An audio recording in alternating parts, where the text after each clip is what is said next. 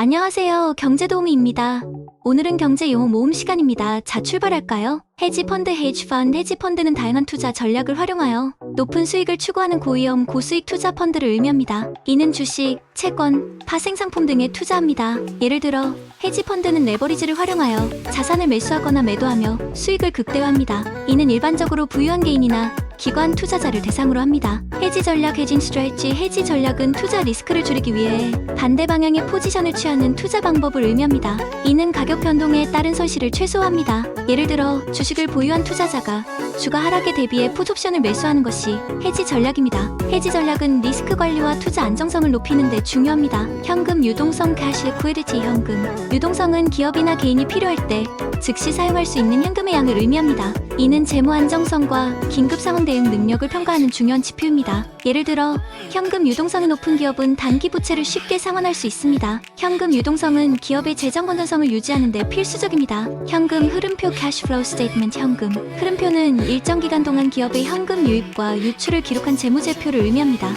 이는 기업의 현금 흐름을 평가하고 재정 상태를 파악하는 데 중요합니다. 예를 들어 현금 흐름표는 영업활동, 투자활동, 재무활동에서 발생한 현금 흐름을 보여줍니다. 이는 투자자와 경영진에게 중요한 재무정보를 제공합니다. 환율 리스크, exchange rate risk. 환율 리스크는 환율 변동으로 인해 발생할 수 있는 손실 가능성을 의미합니다. 이는 국제 무역과 해외 투자의 중요한 리스크 요인입니다. 예를 들어 수출 기업이 환율 변동으로 인해 수익이 감소하는 경우 환율 리스크가 발생한 것입니다. 환율 리스크는 해지 전략을 통해 관리할 수 있습니다. 환율제도, exchange rate regime. 환율제도는 각국 통화 간의 교환 비율을 결정하는 시스템을 의미합니다. 이는 고정 환율제와 변동 환율제로 구분됩니다. 예를 들어 고정 환율제는 특정 통화를 다른 통화에 고정시키는 제도이고, 변동 환율제는 시장의 수요와 공급에 따라 환율이 변동하는 제도입니다. 환율제도는 국제 무역과 금융 안정성에 큰 영향을 미칩니다. 환율전쟁, currency war. 환율전쟁은 여러 국가가 자국 통화 가치를 인위적으로 낮추어 수출, 경쟁력을 높이기 위해 경쟁하는 상황을 의미합니다.